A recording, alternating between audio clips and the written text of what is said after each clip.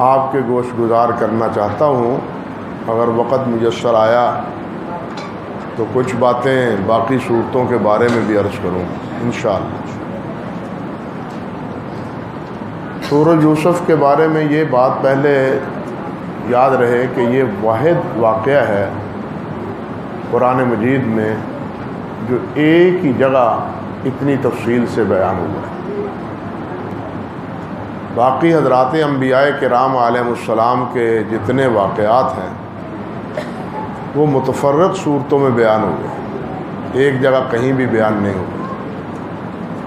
صرف یہ سورۃ یوسف علیہ السلام، سورۃ یوسف میں حضرت یوسف علیہ السلام کا واقعہ ہے جو مکمل اس صورت میں بیان ہوا ہے، اور اس میں جتنی عبرت کی باتیں ہیں خلاصتاً ان کو قرآن مجید نے بیان فرما دیا ہے۔ تورات میں جس طرح یاوہ گوئی ہے حضرت سیدنا یوسف علیہ السلام کے بارے میں، اور اس واقعے کے بعد ناگفتنی باتیں تورات میں جو منقول ہیں وہ ان سے صرف نظر کرتے ہوئے قرآن مجید نے حقائق اور صحیح واقعات کی تعبیر وہ لوگوں کو سامنے بیان فرمائی۔ سورت کی ابتدا میں اللہ سبحانہ و تعالیٰ نے یہ بات ارشاد فرمائی ہے کہ لقد کان فی یوسف و اخوتہ آیات للسائلین، کہ یوسف علیہ السلام، یوسف اور ان کے بھائیوں کے بارے میں نشانی ہے، سائلین کے لیے بہت بڑی عبرت ہے، سبق ہے۔ اس سے معلوم ہوتا ہے کہ سوال کیا گیا کہ یوسف علیہ السلام کا واقعہ ہے کیا، وہ سوال کس طرح ہوا۔ حضرات مفسرین رحمہم اللہ نے عموماً ذکر کیا ہے کہ قریش نے یہ بات پوچھی نبی علیہ السلام سے، یعنی مکے والوں نے، کہ حضرت ابراہیم علیہ السلام شام میں رہتے تھے، ان کی اولاد بھی شام میں بستی تھی، تو یہ بنی اسرائیل مصر میں کیسے پہنچ گئے اور وہاں پہنچ کے پھر غلام کیسے بن گئے؟ کجا ان کی آزادانہ زندگی شام میں اور کجا مصر میں ان کی غلامی کی زندگی؟ یہ تھا وہ سوال جس کا جواب اس پوری صورت میں اللہ تعالیٰ نے دیا ہے۔ اللہ رب العزت نے فرمایا ہے کہ حضرت یوسف علیہ السلام کو بچپنے ہی میں خواب آیا کہ 11 ستارے اور چاند اور سورج مجھے سجدہ کر رہے ہیں۔ باپ حضرت یعقوب نبی تھے، وہ خواب کی تعبیر سمجھ گئے اور فرما دیا بیٹے سے کہ بیٹا، باپ سے میرے سے تو تم نے بات کی ہے لیکن کسی بھائی سے یہ بات نہ کہنا۔ وہ جان گئے کہ اس کی تہ میں کیا مسئلہ ہے، اور یوسف علیہ السلام کو، یوسف کو اللہ ذوالجلال والاکرام کن اعزازات اور اکرامات سے نوازنا چاہتے ہیں۔ اللہ اکبر کبیرہ۔ چنانچہ اسی خواب کی وجہ سے شفقت پدری حضرت یوسف کے ساتھ باپ کی پہلے سے زیادہ بڑھ گئی، اور انہوں نے سمجھا کہ نبوت کے اعتبار سے، رسالت کے اعتبار سے، میرے علم کے اعتبار سے میرے جانشین یہ بننے والے ہیں۔ یہ ان کی محبتوں کی ترجیح کا باعث تھا۔ بھائی اس سے خفا ہو گئے کہ ہم 11 ہیں، یہ 2 بھائی ہیں دوسری ماں سے، ہم 10 ہیں اور یہ 2 ہیں، تو ان سے زیادہ رجحان ہے ابا جی کا، ہماری طرف التفات کم ہے۔ تو انہوں نے یہ ٹھان لی، یہ بات طے کر لیا کہ کسی نہ کسی یوسف علیہ السلام کو ٹھکانے لگا دیا جائے۔ چنانچہ ایک بہانہ بنا کے انہوں نے باپ سے یوسف علیہ السلام کو لیا اور یوسف علیہ السلام کو لا کے ایک کنویں میں ڈال دیا، کنویں میں ڈال کے باپ کو جا کے روتے ہوئے بتلایا کہ ان کو تو بھیڑیا کھا گیا۔ امام وقی رحمۃ اللہ علیہ نے اخبار القضات ایک لکھی ہے کتاب، قاضیوں کے قصے اور قاضیوں کے واقعات۔ اس میں ایک بات عجیب لکھی، ایک کیس آیا ان کی خدمت میں اور مدعی وہ بہت رونے والا اور بہت ہی آنسو بہانے والا اور اپنے درد بھری کہانی سنانے والا، اس نے اپنی کہانی سنائی قاضی کو۔ قاضی صاحب نے واقعہ سارا سنا اور وہ اس سے متاثر نہ ہوئے۔ وہ کہنے لگا کہ میں نے اتنا رو رو کے قصہ سنایا ہے اور آپ پر اس کا کوئی عمل ہی نہیں ہوا، آپ نے اس کا کوئی تاثر ہی نہیں لیا۔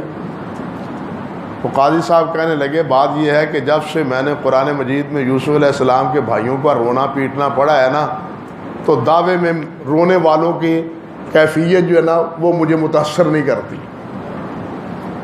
دلائل کا تعلق ہوتا ہے، گواہوں کا تعلق ہوتا ہے، اس کا رونے پیٹنے کے ساتھ کوئی تعلق نہیں ہوتا۔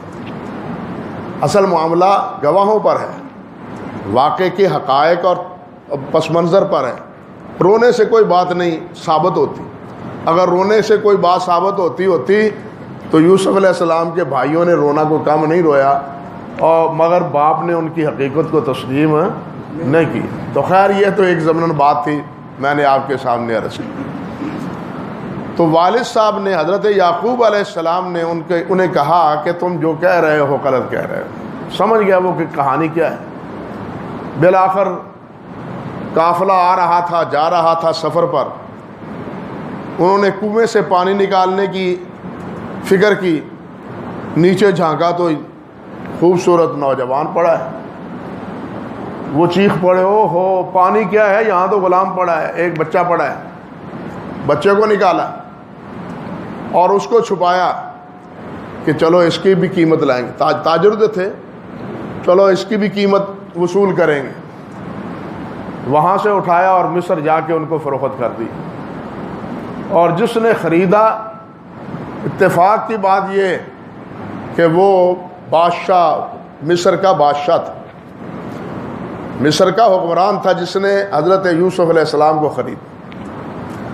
مگر اتفاق یہ بھی بالکل اسی طرح جس طرح بعد میں حضرت موسیٰ علیہ السلام کے ساتھ ہوتا ہے۔ اس وقت فرعون کی بیوی اولاد نہیں تھی، اس کی بھی اولاد نہیں تھی، اور اس کی بیوی نے کہا اتنا خوبصورت بچہ ہے، ہم اس کو اپنا بیٹا بنا لیں گے، اپنے گھر رکھیں گے۔ موسیٰ علیہ السلام سے بھی یہی ہوا تھا۔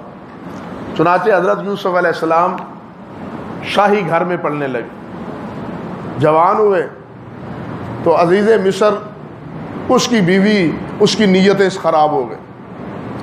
خوبصورتی، حسن اور جوانی تو تھی ہی، یوسف علیہ السلام کو اللہ نے دی، لیکن اس نے اس سے غلط نتیجہ نکالنا چاہا۔ اب یہاں ایک بات حضرت یوسف علیہ السلام کرتے، جب ساری بات اس نے کی، بلکہ یہاں تک ہی نہیں، کمرے بند کیے، جتنے تحفظات کے ذرائع ہو سکتے تھے اسے بروئے کار لائی، لیکن اس کے باوجود بھی اللہ سبحانہ و تعالیٰ نے حضرت یوسف علیہ السلام کو بچا لیا۔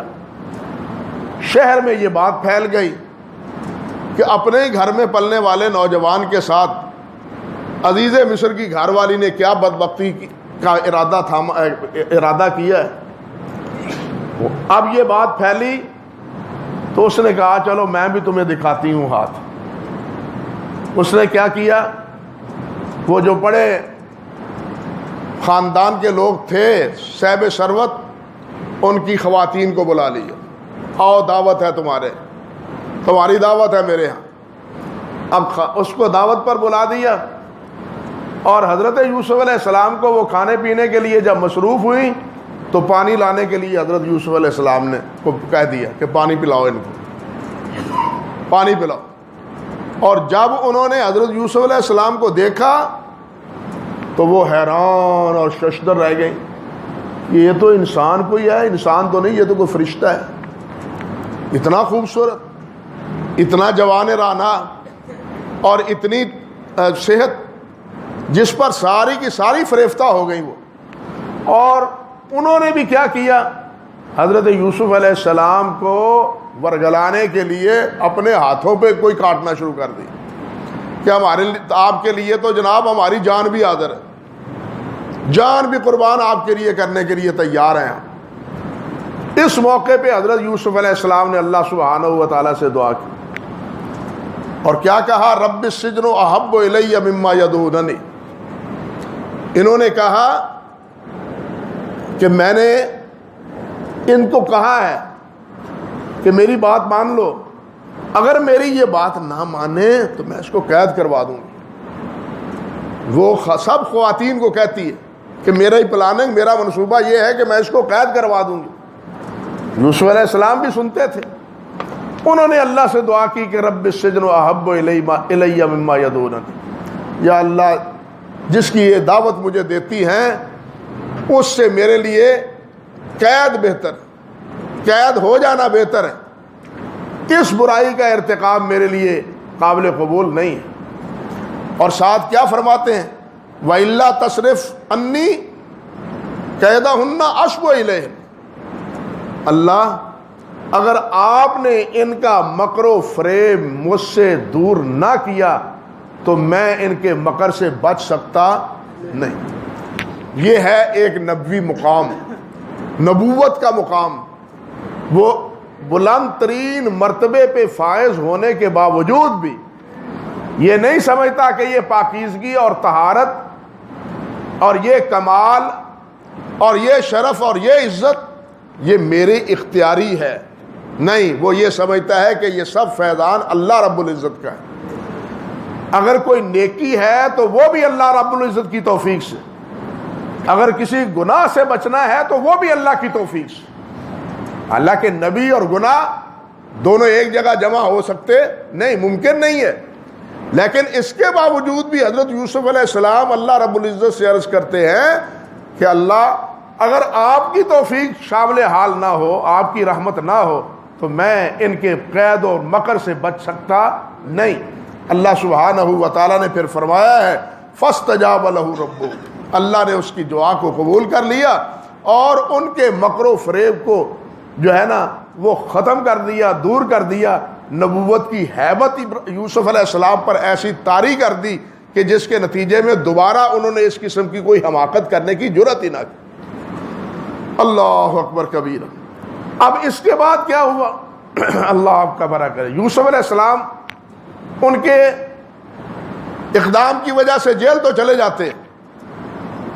اب جیل جانے کے بعد وہاں جیل کے دو ساتھی, اس کے دو قیدی وہ ملتے ہیں. وہ کہتے ہیں ہمیں خواب آیا ہے, خواب کی تعبیر بتلائے. یوسف علیہ السلام ان کو خواب کی تعبیر بتلاتے ہیں کہ ایک تم میں سے جو ہے وہ پھانسی چڑھا دیا جائے گا اور دوسرا بادشاہ کا مصاحب بنے گا اور اس کو وہ شراب پلایا کرے. خواب کی تعبیر موسیٰ حضرت یوسف علیہ السلام نے یہ بیان فرمائی. لیکن خواب کی تعبیر بیان کرنے سے بھی پہلے یوسف علیہ السلام نے اپنے نبوت کا جو فریضہ تھا وہ ادا کیا. نبی جہاں بھی ہوتا ہے وہ اپنی بات کرتا ہے, وہ بازار میں ہو, وہ جیل میں ہو, یا وہ محراب میں ہو یا مسجد میں ہو, وہ جہاں کہیں بھی ہو وہ اللہ رب العزت کے دین کی دعوت دیتا ہے. انہوں نے خواب کی تعبیر بتلانے سے پہلے کیا کہا, یا صاحب السجن, او قیدیوں ساتھیوں, ارباب متفرقون خیر من اللہ خیر من اللہ الواحد القہار. بتلاؤ کہ کیا جتنے رب تم نے بنا رکھے ہیں, معبود تم نے بنا رکھے ہیں, وہ بہتر ہیں یا ایک اللہ وحدہ لا شریک جو اکیلا ہے اور سب پر غالب, باقی سب مغلوب ہیں اور اس اکیلے کے سامنے سب مغلوب ہیں, یا وہ اکیلا وہی کافی ہے. اور بات یہ بھی فرمائی ما تعبدون من دونہ الا اسماء سمیتموها انتم وآباؤکم ما انزل اللہ بہا من سلطان. اور جو نام تم نے رکھے ہیں اپنے معبودوں کے کہ یہ حضرت صاحب ان کا یہ لقب ہے, ان کا یہ لقب ہے, ان کے یہ اختیارات ہیں, ان کے یہ تصرفات ہیں, یہ کر سکتے ہیں. یہ جو اس قسم کی کہانیاں تم نے گھڑ رکھی ہیں اور بیان کر رکھی ہیں اور جو ان کے القاب تم نے دے رکھے ہیں یہ تم نے خود آپ دیے ہیں. ما انزل اللہ بہا من سلطان, اللہ نے نازل نہیں کیے, اللہ نے نازل نہیں کی. آج کے دور میں کا بھی یہی مسئلہ ہے, معذرت کے ساتھ آج کے دور کا بھی یہی مسئلہ ہے. یہ کون ہے؟ یہ قطب ہیں. یہ کون ہے؟ قطب المدار ہیں. یہ کون ہے؟ یہ جناب کہنا چاہیے ابدال ہیں. یہ ابدال, یہ قطب, یہ قطب مدار, یہ ساری تقسیمات خود ہماری بنائی ہوئی. اللہ رب العزت نے, یا اللہ کے رسول صلی اللہ علیہ وسلم نے یہ تقسیم اولیاء کی نہیں کی. اللہ کی نے تو تقسیم کی ہے وہ اولیاء اللہ کی ہے, متقین کی ہے, مومنین کی ہے. باقی یہ اختیارات اور پھر جو ان کو اختیارات دیے ہوئے ہیں کتابوں میں اور ان کے حلقے میں کہ قطب مدار کے اختیارات کیا ہیں, قطب کے کیا اختیار ہیں, ابدال کے کیا اختیارات ہیں, یہ سارے اختیارات کی کہانی سب وضیح, سب من گھڑت ہے. اپنے آپ ہی اختیارات دیے ہیں اور اپنے آپ ہی ان کو مراتب اور مقامات دیے. یہی بیماری ہمیشہ ہر دور میں رہی ہے اور آج بھی وہی ہے, موجود ہے. حضرت یوسف علیہ السلام نے یہی بات فرمائی تھی کہ ان ہی الا اسماء سمیتموها انتم وآباؤکم, تم نے اور تمہارے باپ دادا نے یہ نام رکھے ہیں. اللہ ذوالجلال والاکرام نے نہ ان کو یہ اختیارات دیے ہیں نہ یہ نام ان کے اللہ تعالیٰ نے رکھے ہیں. تو یہ توحید کی دعوت حضرت یوسف علیہ السلام نے ان کو دی. پھر اس کے بعد کیا ہوا؟ بادشاہ کو خواب آتا ہے, بادشاہ خواب کی تعبیر پوچھتا ہے, اس کے مصاحب خواب کی تعبیر بتلانے سے قاصر آتے ہیں. یہ جس کو کہا تھا کہ تم بچ جاؤ گے اور بادشاہ کے مصاحب بنو گے اور اس کو شراب پیو گے, یہ بادشاہ کی بات سنتا ہے کہ بادشاہ خواب کی تعبیر پوچھ رہا ہے, تو اس کو یاد آیا, او ہو مجھے بھی تعبیر بتلائی تھی ایک صاحب نے جو قید میں پڑا ہے. بادشاہ سے پوچھا, کہا اجازت نہیں, میں پوچھتا ہوں, پوچھ کے بتلاتا ہوں آپ کو, میں خواب کی تعبیر بتلاتا ہوں. یوسف علیہ السلام سے جا کے سارا قصہ بیان کیا کہ بادشاہ سلامت کو خواب آیا ہے کہ ایک گائے ہیں 7 اور بڑی موٹی تازی ہیں, اس کے مد مقابل جناب 7 گائیں ہیں اور بڑی کمزور ہیں, اور وہ جو کمزور ہیں وہ موٹی تازی گاؤں کو کھائی جا رہی ہیں. یہ خواب آیا. یوسف علیہ السلام نے خواب کی تعبیر سنی, خواب سنا اور تعبیر بتلا دی کہ اس ملک میں پہلے تو فصل عام ہوگی, فصل عام ہوگی, گندم عام ہوگی, لیکن اس کے بعد 7 سال ایسے آئیں گے کہ جس میں ملک میں قحط پڑ جائے گا. اب اس قحط سے بچنے کے لیے یہ جو پہلے 7 سال میں گندم یا پھل ہوا ہے اس کو سنبھال لیا جائے تاکہ بعد کے قحط کے 7 سالوں میں وہ کام آئے. یہ بات, یہ تعبیر بتلائی حضرت یوسف علیہ السلام نے. بادشاہ تک یہ بات پہنچی تو بادشاہ کو بات یہ معقول نظر آئی. بادشاہ نے بلا لیا, یوسف علیہ السلام کو بلایا, جاؤ اس کو بلا کے لاؤ. اب یوسف علیہ السلام کو پیغام جاتا ہے, مگر یوسف علیہ السلام کیا کہتے ہیں, پہلے میرا دامن صاف کرو اس کے بعد مجھے باہر نکالو. پہلے میرے اوپر جو الزام تھا, جیل جس وجہ سے مجھے بھیجا گیا ہے, پہلے وہ دامن صاف کرو. چنانچہ بادشاہ نے اہلیہ سے پوچھا, کیا معاملہ ہے؟ تمہارے کہنے پر میں نے جیل تو بھیج دیا, لیکن حقیقت کیا ہے, یہ تو کچھ اور ہی انسان معلوم ہوتا ہے. تو اس وقت اس نے کہا کہ سارا مکر و فریب میرا تھا, چال میری تھی, تدبیر میری تھی, یوسف بے قصور ہے, یوسف بے قصور ہے, اس میں کوئی جرم نہیں ہے. تب اس نے حقیقت کو اگلا. اس وقت حضرت یوسف علیہ السلام کو جیل سے باہر بادشاہ نے اپنے پاس بلا لیا, اور پاس بلایا ہی نہیں بلکہ کہہ دیا کہ آج سے تم میرے ساتھ ہو اور میرے خزانے کے امین ہو, میرے خزانے کے امین ہو. یوسف علیہ السلام نے بھی کہا کہ اس مشکل مرحلے میں اللہ کی توفیق سے میں ملک کی خدمت سر انجام دے سکتا ہوں. تو اس طرح اللہ تبارک و تعالیٰ نے یوسف علیہ السلام کو کہاں دارالامارہ میں پہنچا دیا, وزیر خزانہ یوں کہہ لیجئے بنا دیا. اب وقت جب آیا قحط کا, تو قحط کی صورت میں پورے علاقے میں نہ کوئی فصل ہے کھانے پینے کے لیے, نہ کوئی جناب دانہ ہے, نہ کوئی اور چیز ہے. قحط کی صورت میں اب سارے رخ مصر کی طرف کر رہے ہیں، سب مصر آ رہے ہیں۔ وہ جو 7 سال کا اناج سنبھال کے رکھا ہوا تھا اب وہ تقسیم ہو رہا ہے سارے ملک میں۔ وہ کیا کہتے ہیں، جی پرتی، ہاں، جتنے افراد ہیں اس افراد کی نسبت سے ہر ایک کو گندم تقسیم کی جا رہی۔ چنانچہ یہ بھائی بھی چلے ہیں فلسطین سے اور مصر پہنچے، حضرت یوسف علیہ السلام کے پاس آئے ہیں، آ کے دانا طلب کیا ہے، دانا لیا اور کہا کہ باپ بھی ہے اور ہمارا ایک بھائی بھی ہے، اس کا بھی دانا دو۔ کہنے لگے کہ چلو پہلی بار تو میں دے دیتا ہوں، آئندہ جب آنا تو لے کے آنا اس کو، اگر نہیں لاؤ گے تو پھر تمہیں کچھ نہیں ملے گا، اس کا حصہ نہیں ملے گا۔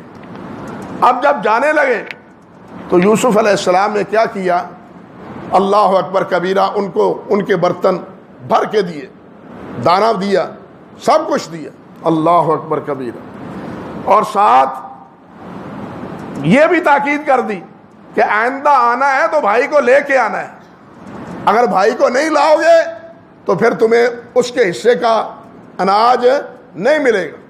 چنانچہ اگلے بار دوبارہ جب ضرورت محسوس کی تو باپ سے انہوں نے کہا کہ ہمیں دیکھو یہ پیغام دیا تھا عزیز مصر نے، وزیر خزانہ نے، اس لیے بنیامین کو ہمارے ساتھ بھیجو۔ حضرت یعقوب علیہ السلام نے فرمایا کہ میں نہیں بھیجتا، پہلے ہی یوسف کو گم کر چکا ہوں، پہلے یوسف کو گم کر چکا ہوں، اب بنیامین کو بھی کر دوں گم، یہ ڈبل داغ میرے لیے ناقابل برداشت بن جائے گا، اس لیے میں اس کو نہیں بھیجتا۔ لیکن بیٹوں نے جناب باپ پر یہ ذمہ داری ڈالی کہ اگر یہ نہیں ہے تو پھر اس کے حصے کا اناج بھی نہیں ملے گا۔ بادشاہ نے یہ بات کہہ رکھی ہے اور ہم ضمانت دیتے ہیں اس کی حفاظت کی۔ انہوں نے ضمانت دی اور ضمانت کے بعد حضرت یوسف علیہ السلام کے یہ بھائی جو سکے بنیامین تھے ان کو بھائی لے کے مصر پہنچتے ہیں۔ مصر جانے کے بعد یہ گندم لیتے ہیں اور وہاں ایک مسئلہ پیش آتا ہے، یہ جاتے ہیں سب بھائی، تو حضرت یعقوب علیہ السلام ان سے کہتے ہیں کہ یا بنی لا تدخلوا من باب واحد وادخلوا من ابواب متفرقہ، کہ ایک ہی دروازے سے داخل نہ ہونا، متفرق دروازوں سے داخل ہونا، ایک ہی دروازے سے نہ داخل ہونا۔ جوان ہو، ایسا نہ ہو کہ تمہیں کوئی چور سمجھ لے یا تمہیں نظر بد لگ جائے، اس لیے ایک ہی دروازے سے داخل نہ ہونا، متفرق دروازوں سے داخل ہونا۔ اس کے بعد کی بات جو حضرت یعقوب علیہ السلام نے فرمائی ہے وہ قابل غور ہے۔ وہ کیا ہے؟ وہ کہتے ہیں وما اغنی عنکم من اللہ من شیء، یہ ترتیب میں نے تمہیں بتلا دی ہے، ترکیب بتلا دی ہے، ظاہری طور پر جو سبب بچاؤ کا ہو سکتا ہے وہ میں نے تمہیں بتلا دیا ہے، لیکن فیصلہ جو اللہ نے کرنا ہے اس میں ذرہ بھر کوئی بھی تبدیلی واقع نہیں ہو سکتی، اور میں اس کے بارے میں کوئی کردار ادا کرنے کا مجاز نہیں ہوں۔ وما اغنی عنکم من اللہ من شیء ان الحکم الا للہ، حکم اللہ تعالیٰ کا ہے، فیصلہ اللہ ذو الجلال والاکرام کا ہے۔ علیہ توکلت وعلیہ فلیتوکل المتوکلون، کہ فرمایا کہ اللہ پر توکل ہے اور توکل کرنے والوں کو اللہ پر ہی توکل کرنا چاہیے۔ یعنی ظاہری ترکیب، وسائل، ذرائع ان کو بروئے کار لانے کے باوجود بھی توکل کس پر ہے؟ اللہ کا۔ فیصلہ کس کا مؤثر ہے؟ اللہ کا، اور اس فیصلے میں کوئی اس فیصلے کو بدلنے کا مجاز نہیں ہے۔ اللہ کا نبی کہہ رہا ہے، یعقوب علیہ السلام کہہ رہے ہیں کہ اللہ نے جو فیصلہ کرنا ہے ہونا وہی ہے، کیونکہ اللہ کا حکم ہی چلتا ہے، کسی اور کا حکم نہیں چلتا۔ ہم تدبیر تو کر سکتے ہیں، تقدیر کا فیصلہ جو ہے وہ اللہ تعالیٰ نے جو کیا ہے وہی ہوگا۔ پھر کیا ہے؟ یہ آتے ہیں حضرت یوسف علیہ السلام ان کو گندم دیتے ہیں اور اپنے بھائی اس کے برتن میں، اس کی چھٹی میں، یا کہہ لیجیے ان کی بوریوں میں اپنا ایک برتن رکھ دیتے ہیں۔ برتن رکھنے کے بعد یہ سامان لیتے ہیں، چلتے بنتے ہیں، جاتے ہیں، تھوڑی دیر کے بعد برتن کی تلاش ہوئی، برتن نہیں ہے، تو یہ جانے والوں کو آواز دیتے ہیں، خدمت گزار آواز دیتے ہیں، او چورو، او ساڑھا برتن لے جا رہے ہو، تم چور ہو؟ وہ کہنے لگے ہم چور نہیں ہیں، چوری کے لیے آئے نہیں، ہم تو بھیک مانگنے کے لیے آئے، گندم لینے کے لیے آئے، ہم چوری کرنے کے لیے نہیں آئے۔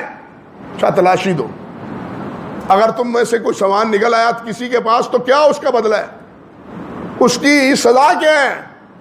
وہ کہنے لگے کہ اس کی سزا ہمارے ہاں یہ ہے کہ جس کے پاس سے سامان نکلے اس کو قید کر دیا جائے، اس کو قید کر دیا جائے، یہ سزا ہے چوری کی۔ اللہ اکبر کبیرہ۔ اب تلاشی لی گئی تو بنیامین کے سامان سے وہ پیالہ نکل آیا، وہ برتن نکل آیا۔ اب وہ بھائی جو تھے وہ پریشان ہو گئے کہ یہ کیا معاملہ بنا، ہم تو ضمانت دے چکے ہیں ابا حضور کو، اور ابا حضور ہمارے بارے میں کیا تاثر قائم کریں گے، پہلے ہی یوسف ہم سے گم ہو گیا، یوسف علیہ السلام پتہ نہیں کہاں گیا، ہم نے تو کنویں میں ڈال دیا، اور آج اپنے ہاتھ سے اس کو قید میں ڈال رہے ہیں اپنے ہاتھ سے۔ لیکن کہتے ہیں ہم کریں کیا، چوری جب اس نے کی ہے تو پھر چوری کی سزا تو یہی ہے۔ اور عامقوں نے یہاں تک کہہ دیا کہ انہوں نے چوری نہیں کی، یوسف بھی پہلے چوری کیا کرتا تھا۔ اعوذ باللہ من الشیطان الرجیم۔ اور یہ بات ساری حضرت یوسف علیہ السلام سن رہے ہیں کہ یوسف بھی چوری کرتا تھا۔ اب ہوا کیا، اللہ اکبر، یہ چلے گئے اور یوسف علیہ السلام نے بھائی کو اپنے پاس رکھ لیا اور بتلا دیا کہ میں نے اس ترکیب کو استعمال کیا ہے اور یہ ترکیب مجھے اللہ نے سجھائی ہے، یہ ترکیب مجھے اللہ نے بتلائی ہے، ورنہ میں اپنے آپ کو اپنے پاس رکھنے کا مجاز نہ تھا۔ آپ سے یہ پوچھا کہ آپ کے ہاں چور کی سزا کیا ہے، آپ نے جناب چوری کی سزا آپ متعین کی، اور اسی تعین کے مطابق میں آپ کو اپنے پاس رکھ سکا، ورنہ بادشاہ یہاں کے حکمران کے قانون کے مطابق میں تمہیں آپ کو اپنے پاس رکھنے کا مجاز نہیں تھا۔ یہ ترکیب مجھے اللہ نے بتلائی ہے، اس لیے، اور اس ترکیب پر عمل کرنے کے نتیجے میں بھائی آپ میرے پاس۔ اب یہ بھائی تو چلے گئے، جب باپ کے پاس پہنچے تو اور پشیمانی بڑھی، حضرت یعقوب علیہ السلام کی پریشانی میں اور اضافہ ہوا۔ لیکن اس کے باوجود بھی وہ نا امید نہیں ہے اس خواب کی بنا پر کہ خواب کا نتیجہ نکلے گا، ضرور نکلے گا، اور کہتے ہیں کہ جاؤ بیٹو جا کے تلاش کرو یوسف کو تلاش کرو۔ وہ کہنے لگے تینوں ہمیشہ خواب یوسف کی آتی، یوسف کے علاوہ اور کوئی آدمی نظر ہی نہیں آتا۔ وہ سب آگے سے یہ باتیں کرتے ہیں، لیکن حضرت یعقوب علیہ السلام فرماتے ہیں کہ جو میں جانتا ہوں تم نہیں جانتے، یوسف کو تلاش کرو، اس کے بھائی کو تلاش کرو۔ وہ کہتے ہیں کہاں تلاش کریں، وہ تو قید میں پڑا ہے، اس نے چوری کی، چوری کی وجہ سے اس کی جرم کی پاداش میں وہ پکڑا گیا ہے۔ آپ جانے والے قافلوں سے والوں سے پوچھ لیں کہ کیا یہ حقیقت نہیں ہے، ہم نے اس کو گم کیا ہے یا ہم نے خود اس کو پکڑوایا ہے؟ جرم ثابت ہوا، جرم ثابت ہونے کی وجہ سے وہ کہاں چلا گیا؟ جیل چلا گیا۔ حضرت یعقوب پھر تیسری بار بھیجتے ہیں، تیسری بار جب بھیجتے ہیں تو حضرت یوسف علیہ السلام کے پاس پہنچنے کے بعد، دانہ وصول کرنے کے بعد بات کرتے ہیں حضرت یوسف علیہ السلام کہ بتلاؤ، باتیں کرتے ہیں تو کہتے ہیں کہ تمہیں یاد ہے کہ تم نے یوسف کے ساتھ کیا کیا تھا اور اس کے بھائی کے ساتھ کیا کیا تھا؟ حال علمتم ما فعلتم بیوسف واخی، تمہیں کچھ یاد ہے کہ یوسف سے اور اس کے بھائی سے تم نے کیا گزاری؟ وہ سوچ میں پڑ گئے، دیکھنے لگے کہ یہ معاملہ کیا ہے، یہ کیا پوچھا جا رہا ہے۔ اب جب انہوں نے غور کیا کہ یہ پوچھنے والا ہے کون، عمر گزر گئی، وقت گزر گیا، لیکن آثار کچھ وہی نظر آتے ہیں جو یوسف کے تھے. وہ کہتے ہیں انتا یوسف, آپ یوسف ہیں. حضرت یوسف علیہ السلام فرماتے ہیں انا یوسف وہذا اخی, میں یوسف ہوں اور یہ میرا بھائی ہے. قد من اللہ علینا, اللہ نے ہمارے اوپر احسان کیا ہے. تم نے تو کوئی کمی نہیں چھوڑی تھی, تم نے کوئی کمی نہیں چھوڑی, اللہ ذو الجلال نے ہم پر احسان کیا. قد من اللہ علینا انہ من یتق ویصبر فإن اللہ لا یضیع اجر المحسنین. یہ گویا یوسف علیہ السلام نے اپنی زندگی کا خلاصہ چند لفظوں میں بیان کر دی.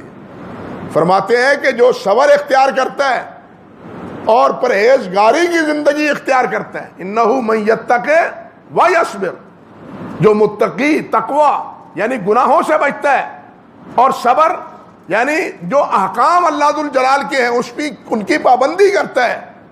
دو کام, من یتق ویصبر فإن اللہ لا یضیع اجر المحسنین. اللہ ذو الجلال ان نیکوکاروں کے نیکوکار جو ہیں ان کا اجر اور ان کا بدلہ اللہ ذو الجلال ضائع نہیں کرتے. اللہ اکبر. پھر ان کی آنکھیں کھلی اور کہنے نے قالوا تاللہ لقد آثرک اللہ علینا وانا کنا لخاطئین. کہنے لگے کہ واقعی ہم سے غلطی ہوئی, جو کچھ ہم نے کیا غلط کیا, اور آپ کے خلاف جو بھی اقدام کیا ہمارا ظالمانہ اقدام تھا. حضرت یوسف علیہ السلام نے اس وقت انہیں کہا کہ لا تثریب علیکم اليوم یغفر اللہ لکم وہو ارحم الراحمین. جاؤ میں نے تمہیں معاف کیا, یہ میرا قمیض لے جاؤ. ابا جی جو کہہ رہے ہیں تم کہ نابینے ہو گئے ہیں رو کے, جب یہ قمیض لے جاؤ اور جا کے ان کے چہرے پہ آنکھوں پہ لگاؤ, اللہ ان کی نظر بحال کر دے گا. یہ یوسف علیہ السلام کے قمیض کا گویا سمجھنا چاہیے کہ معجزہ تھا. تو اسی طرح ہوا, وہ بھائی آئے, قمیض حضرت یعقوب علیہ السلام کے چہرے پر رکھا گیا, اور حضرت یعقوب علیہ السلام کی بنائی اللہ ذو الجلال والاکرام نے بحال کر دی. اور اس وقت آ کے پھر باپ سے بھی کہتے ہیں کہ ابا جی ہمارے لیے دعا کیجئے, ہم سے بہت غلطی ہوئی, خطا ہوئی, یوسف سے ہم نے زیادتی کی, اس کے بھائی سے بھی ہم نے زیادتی کی, ہمارے لیے بخشش کی دعا کیجئے. حضرت یعقوب علیہ السلام فرماتے ہیں سوف استغفر لکم, میں ان قریب تمہارے لیے دعا کروں گا. چنانچہ یوسف علیہ السلام کے والد گرامی حضرت یعقوب علیہ السلام نے ان کے لیے دعا کی. یہاں بعض مفسرین نے لکھا ہے کہ سوف استغفر لکم, یہ اس سے مراد جمعرات کی رات کو دعا تھا کہ میں دعا کروں گا, اسی وقت دعا نہیں کی. اور اس سے مراد جمعرات کو دعا تھا کہ جمعرات کی رات کو دعا کروں گا. اور اسی سے بعد نے یہ مسئلہ بھی نکالا ہے کہ جمعرات کی رات کو دعا کی قبولیت کی گھڑیاں ہوتی ہیں. جس طرح جمعے کے روز ہیں اسی طرح جمعرات کی رات بھی دعا کی قبولیت کے اوقات میں شامل ہے. خیر, یعقوب علیہ السلام نے دعا کی, اور اس کے بعد پھر کیا ہے, حضرت یوسف علیہ السلام بالآخر آخری دور میں اللہ سبحانہ و تعالیٰ کے حکم سے انہوں نے کہا کہ ابا جی کو لے کے آنا, گھر والوں کو لے کے آنا. سب آئے, والدہ بھی, والد گرامی بھی, سب ساتھی, اور حضرت یعقوب علیہ السلام کے پاس پہنچے جب, تو انہوں نے والد صاحب کو اور والدہ کو تخت کے اوپر بٹھا لیا اپنے پاس, اور بھائی سرنگوں ہو گیا یوسف علیہ السلام کے سامنے اور کہنے لگے کہ ھذا تعویل رؤیایا, ابا جی یہ میرے اس خواب کی تعویل ہے, وہ جو میں نے خواب دیکھا تھا. کہتے ہیں 40 سال 45 سال گزر گئے تھے اس خواب کو, جس کی تعبیر بعد میں اللہ ذو الجلال نے یہ دی. اس وقت پھر اللہ سبحانہ و تعالیٰ سے حضرت یوسف علیہ السلام دعا کرتے ہیں کہ اے میرے مولا رب قد آتیتنی من الملک, اللہ یہ بادشاہ تو نے دی, یہ اختیار تو نے دیا, یہ عہدہ یہ منصب آپ نے عطا فرمایا. وعلمتنی من تعبیر الاحادیث, باتوں کی تعبیر, خوابوں کی تعبیر وہ بھی اللہ آپ نے مجھے بتلائی. میں کیا ہوں, یعنی یہ دیکھیے جو بھی خوبی ہے نبی, جو بھی خوبی ہے اس خوبی کو کس کی طرف منسوب کرتا ہے, اللہ کی طرف. یہی طریقہ ہے کہ جو بھی خوبی ہو اس کو کس کی طرف نسبت کی جائے, اللہ وحدہ لا شریک. اپنا کمال, اپنا تجربہ, اپنا علم یہ نہیں سمجھنا چاہیے. میرا تجربہ ہے, میرا علم ہے، میری محنت کا نتیجہ ہے، میری محنتوں کا نتیجہ نہیں، اللہ کے فیضان کا نتیجہ ہے، اللہ رب العزت کی کرم نوازی کا نتیجہ ہے، یہ سمجھنا چاہیے۔ اور یہی نبوی تعلیم۔ اور دعا کیا کرتے ہیں؟ علمتنی من تعویل الاحادیث فاطر السماوات والارض انت ولی فی الدنیا والآخرہ توفنی مسلما والحقنی بالصالحین، کہ دنیا میں بھی میرا کارساز مولا تو ہی ہے اور آخرت میں بھی کارساز کون ہے؟ تو ہی ہے۔ دنیا بھی بنانے والا تو ہے اور آخرت بھی بنانے والا تو ہے۔ انت ولی فی الدنیا والآخرہ، خلاصہ کیا ہے کہ تو دنیا بھی تو ہی دینے والا ہے، دنیا بنانے والا بھی تو ہے اور آخرت سنوارنے والا بھی مولا تو ہے۔ میری اب دعا یہ ہے کہ توفنی مسلما والحقنی بالصالحین، کہ مجھے موت آئے تو اسلام پر موت آئے اور میرا حشر ہو تو صالحین میں میرا حشر ہو۔ اب یہ نبی ہو کے بھی کس بات کی دعا کر رہے ہیں؟ کہ توفنی مسلما والحقنی بالصالحین۔ اور یہ وہ دعا ہے جس سے کوئی بے نیاز نہیں، نہ کوئی نبی بے نیاز ہے، نہ کوئی ولی کوئی بے نیاز ہے، چھوٹا ہو یا بڑا ہو، معمولی ہو یا عظمتوں والا ہو، وہ اللہ ذوالجلال سے اس دعا کا محتاج ہے کہ وہ اللہ سے دعا کرے کہ یا اللہ مجھے ایمان پر اور اسلام پر موت عطا فرمانا۔ ہم جنازہ پڑھتے ہوئے بھی یہی دعا کرتے ہیں نا، من احییتہ منا فاحیہ علی الاسلام ومن توفیتہ منا فتوفہ علی الایمان۔ اب یہ جنازہ ابو بکر صدیق کا بھی تو پڑھا گیا تھا، عثمان و عمر کا بھی پڑھا گیا تھا، وہاں بھی یہی دعائیں پڑھی جاتی تھی۔ تو یہ چیز بتلاتی ہے کہ اللہ سبحانہ و تعالیٰ سے یہ آخرت وقت میں ایمان اور اسلام پر مرنے کی دعا کرتے رہنا، یہ نبیوں کا کام ہے، صلحاء کا کام ہے۔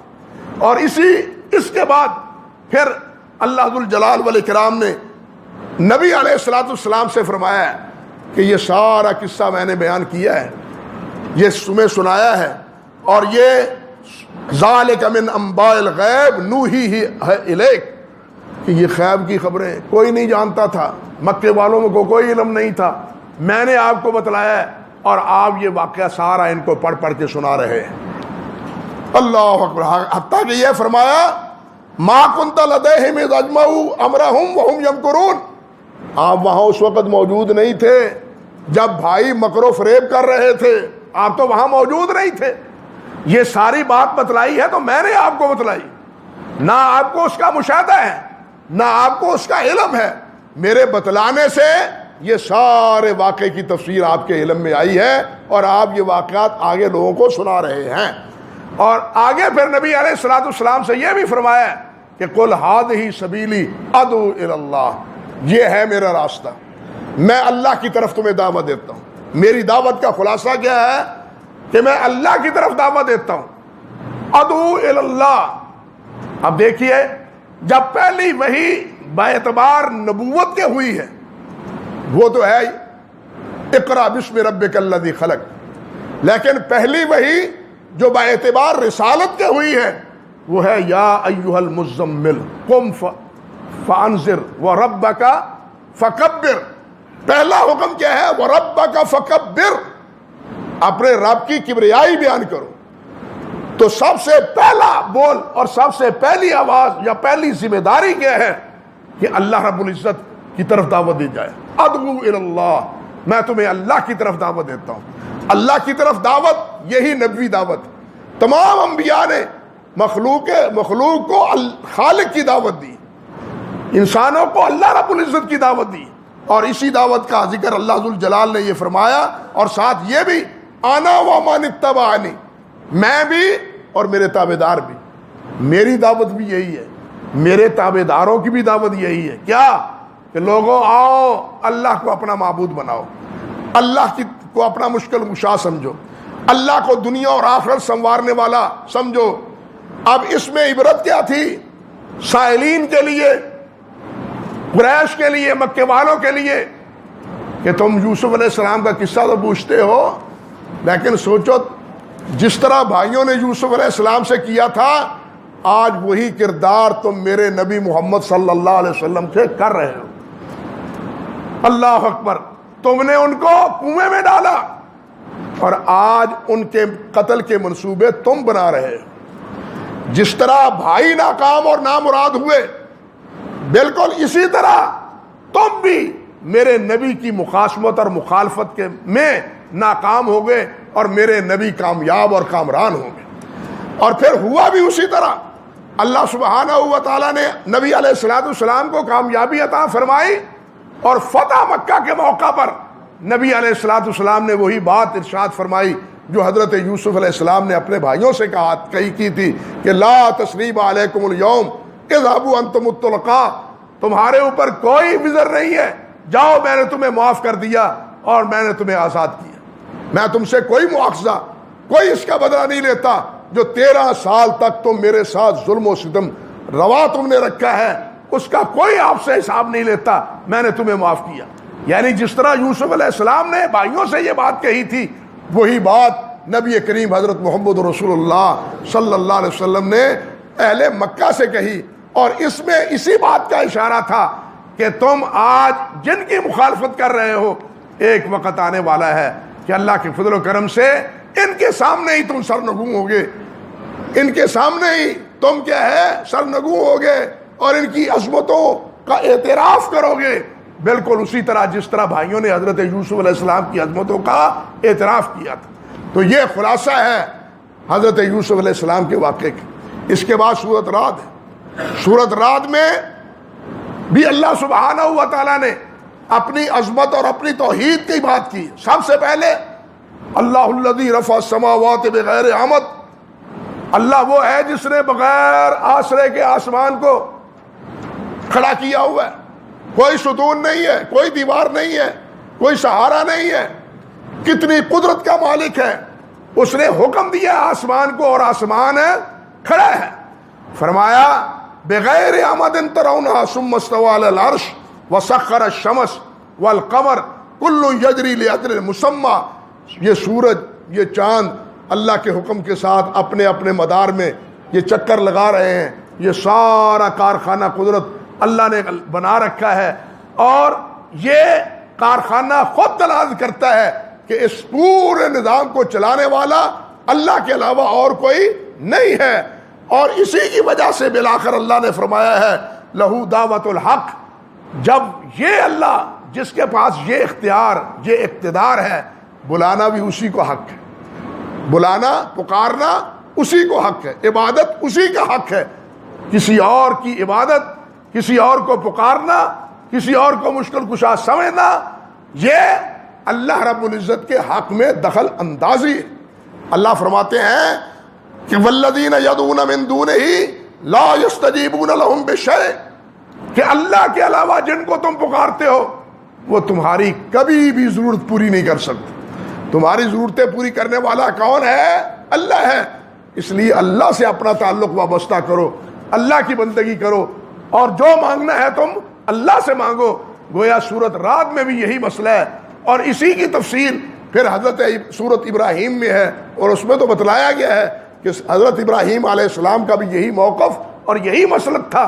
وہ جو مانگتے تھے وہ اللہ ذوالجلال والاکرام سے مانگتے تھے اور یہی موضوع جو ہے وہ سورۃ الحجر میں ہے. باقی سورۃ النحل میں کیا ہے یہ اس کی تفصیل کل سنیں گے ہم اور کل ہی انشاءاللہ قاری صاحب سے بھی سنیں گے اور اس کی جو تفصیل ہے مانوی اللہ نے چاہا تو وہ بھی کل آپ کے سامنے عرض کرنے کی کوشش کروں گا. وآخر دعوانا ان الحمد للہ رب العالمین.